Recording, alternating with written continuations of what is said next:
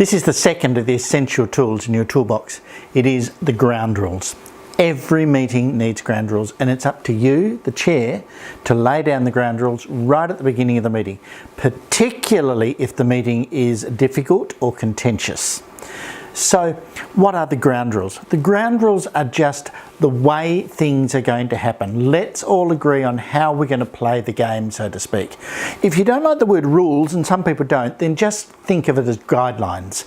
And you can say to the meeting, look, these are the guidelines for the meeting. Because you can understand if it's a meeting that may potentially have some conflict, they might not like the word rules. They might think that you're going to be a dictatorial chairman. And that's the last thing you want in a meeting where there's some conflict. So call them guidelines if you like, it doesn't matter, but you need something like that. I've called them ground rules because that's a common term. By the way, in the course there's a PDF of suggested ground rules you can use, ways you can say it. There's some scripts there if you find that that will be useful for you.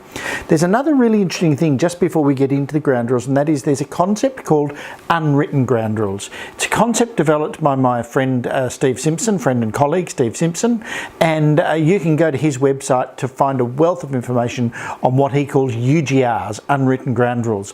And the website is www.ugrs.net. So that's unwritten ground rules, ugrs.net.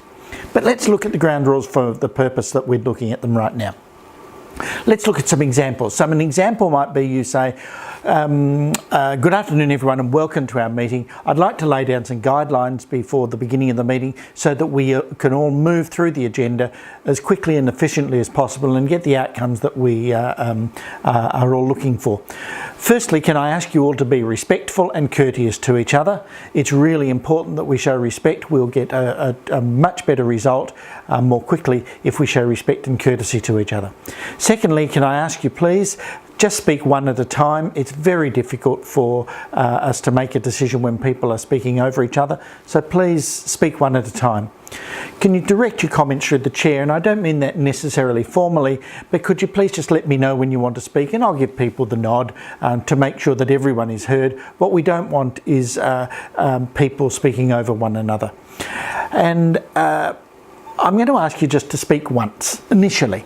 While we get all the canvass the views of the meeting, it's better if everyone just speaks once, and then when everyone's had a turn at saying what they want to say and what they want a meeting to consider, for people to say something else rather than the meeting be dominated. So I'm going to ask you to follow the speak once guideline.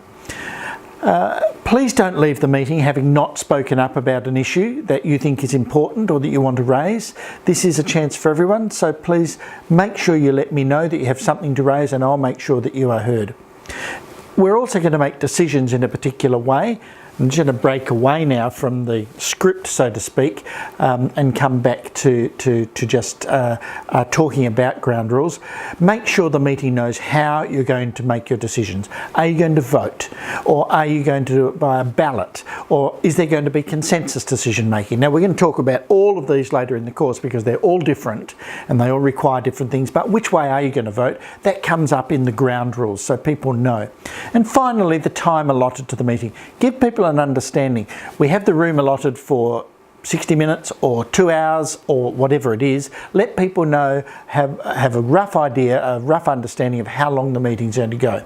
Ground rules are really, really important, and they're the second tool in your toolbox for the chair.